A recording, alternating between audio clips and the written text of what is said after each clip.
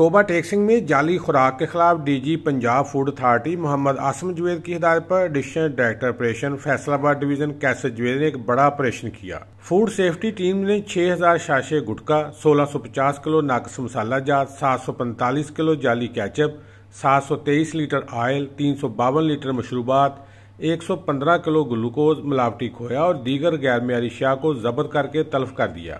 پیسہ road city اور ہجانہ میں واقع مختلف یونٹ پر کارروائی کے دوران 3 یونٹ بند کر دیے گئے اور 3 ملزمان کو گرفتار کر کے مقدمہ درج کروا دیا گیا۔ Director general Punjab food authority نے اس بارے میں کہا کہ یہ جعل ساز مافیا جو یہ کام کر رہے ہیں ان کو سختی سے وارننگ دی جاتی ہے کہ اگر وہ ان حرکات سے باز نہیں آئے تو پنجاب فوڈ اتھارٹی کا کاروبار کو جڑ سے اکھاڑ دے گی۔ Additional director operation Faisalabad division کیسر جوید نے مزید بتایا کہ غیر معیاری اشیاء پر مکمل پابندی عائد ہے۔ فوڈ سیفٹی ٹیمیں جعل ساز عناصر کے خلاف کارروائی جاری رکھیں گی۔ کیمرہ مین علی حیدر کے ساتھ سلطان محمود، توبہ ٹیک سنگھ۔